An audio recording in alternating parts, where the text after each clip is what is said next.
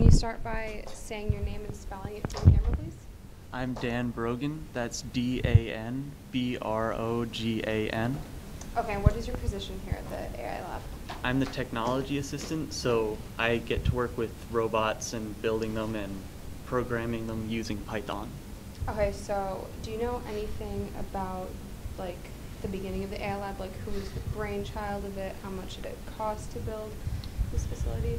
So as I don't know exactly how much it costs, I'm pretty sure some of the founding fathers include Kunal Mankadia and Cheryl Foster.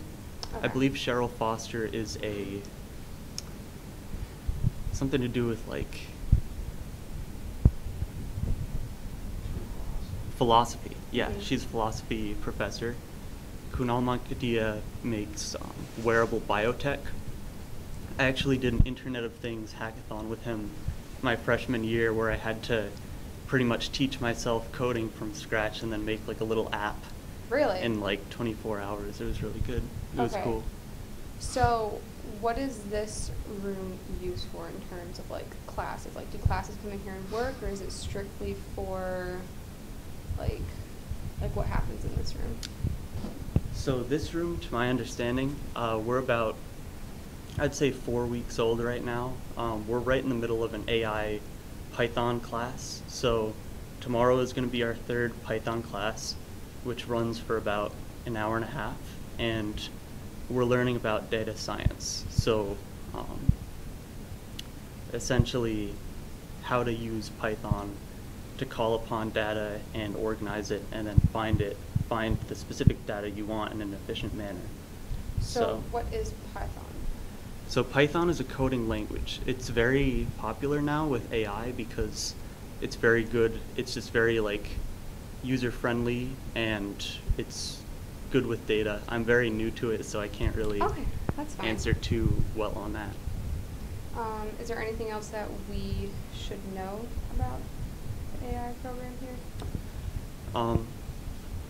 What you should know is that this place is like open to everyone. So this is one of the first public AI labs.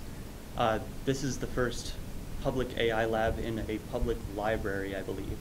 So this place is open to all students, no matter what your major, what your background is. If you want to learn about AI, if you want to learn about coding, you want to, play with some robots. We have some, this robot right here. Hopefully it's going to be user-friendly enough for the public to interface with. And we just got a brand new one, it looks like right there, which I haven't seen before, but. Can you tell me more about these two robots? I can't tell you much because I'm just starting working on these.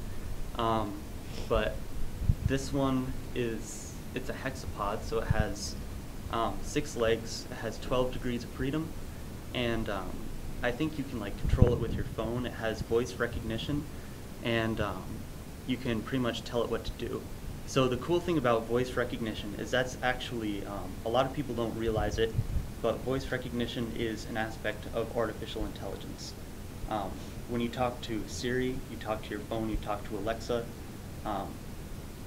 you usually wonder like, how does it know, if different people have different accents or different tones, how does it know that everyone means the same thing? Mm-hmm. So it has to learn from a lot of data.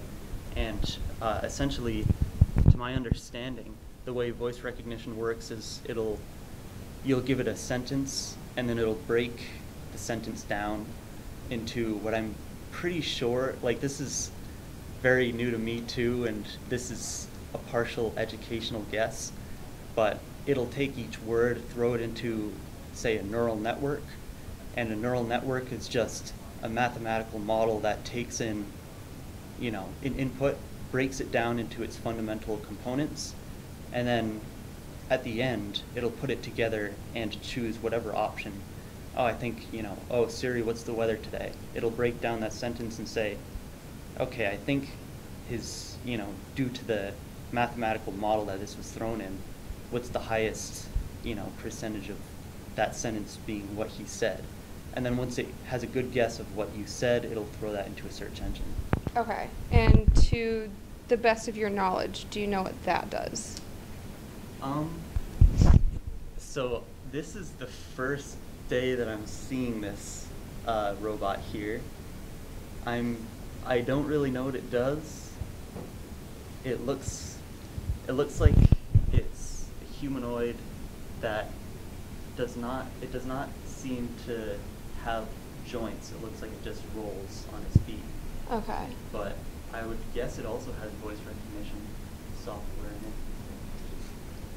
But Okay. it's probably just, we have these robots here so that when the public comes in, they can sort of feel more welcomed by,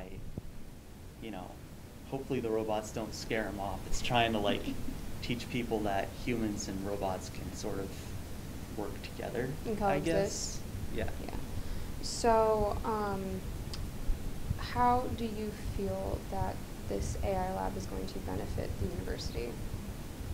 I think this AI lab is going to benefit the university greatly because artificial intelligence is a new concept and it's going to become more important as time, increases.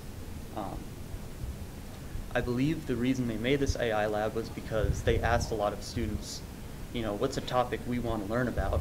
And one of the top things, if not the top topic, was artificial intelligence because it's going to apply to a lot of factors in our life later, and it already applies now. Like, say, Uber, for example. Uber, I'm pretty sure it uses AI. Again, this is another educational guess. Because it'll have to do some sort of algorithm to, predict where people are going to be, and it'll send, Uber drivers to that location preemptively to predict what's going to happen. So artificial intelligence is useful for data scientists, it's useful for roboticists, and people of the natures, because artificial intelligence, I don't know if I can explain this very well, but it's very good at solving multi-dimensional problems. Well, humans can only think in 3 dimensions. Robots can analyze many different aspects of a problem at once. So people are usually scared of AI, when in reality it's just AI is a tool that humans use to get better information on a topic we don't know as much about. So it's pretty much, we'll throw a problem into a computer, an artificial intelligence, program. It'll try and figure out the best solution from there, and then we'll use that data to help solve the problems we had initially. Mm-hmm. So that's why it's useful. I'm just going to grab a chair really Sure. quick. So, why do you think people are afraid of AI? So I follow Elon Musk a lot, and he's my favorite entrepreneur, and he has 2 main views on artificial intelligence. Number 1, he thinks it could be used as a major weapon against mankind, and number 2, he thinks that it can be used as an integration to help humans. A lot of people, when they think of artificial intelligence, they think Skynet. They think of all of those movies where, robots take over, The Matrix. And it's just, people think of the sci-fi aspects used in drama to sort of think of a way that it can be scary, and they say, oh, I don't want to worry about that. So I think it's a lot of sci-fi. Mm-hmm. Although I love sci-fi, I think it's the coolest.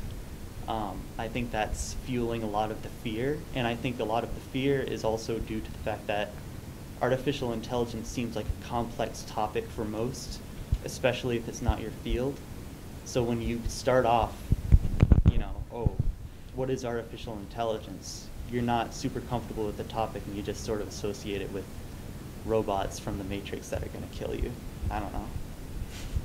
Okay. I have a few more questions. So you said Elon Musk said that they could be used as a weapon against humanity? So Elon Musk thinks of a lot of different problems in his spare time for humanity. And he's trying to solve them in, his companies, SpaceX and Tesla and such. One of his companies, it's less popular. It's called Neuralink. I don't know much about it just because there's not much info on it, but that company is aimed towards linking artificial intelligence with the human brain, I believe. So the reason he's doing that is because he's concerned that it could be used as a weapon.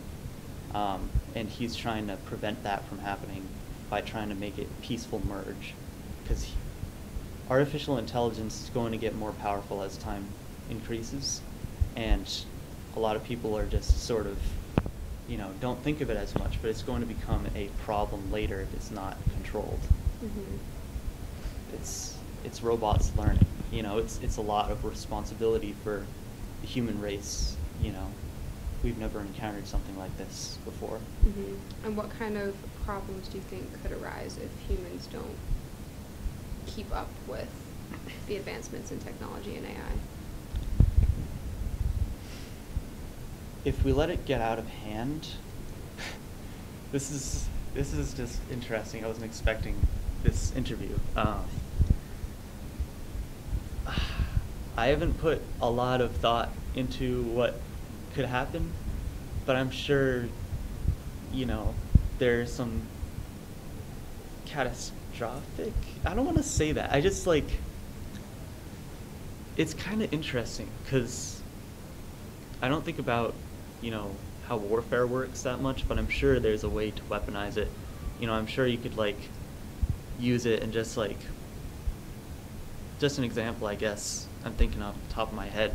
You could just say, oh, enemy subs are in this location and at a certain given time, and they'll you'll just gather a bunch of data or something about, maybe where mine placement is in the Mm-hmm. water, and you'll be well, there's a likelihood of, mines to be around here, there's a likelihood of subs to be around here, where we've, found them with sonar or whatever sensing equipment.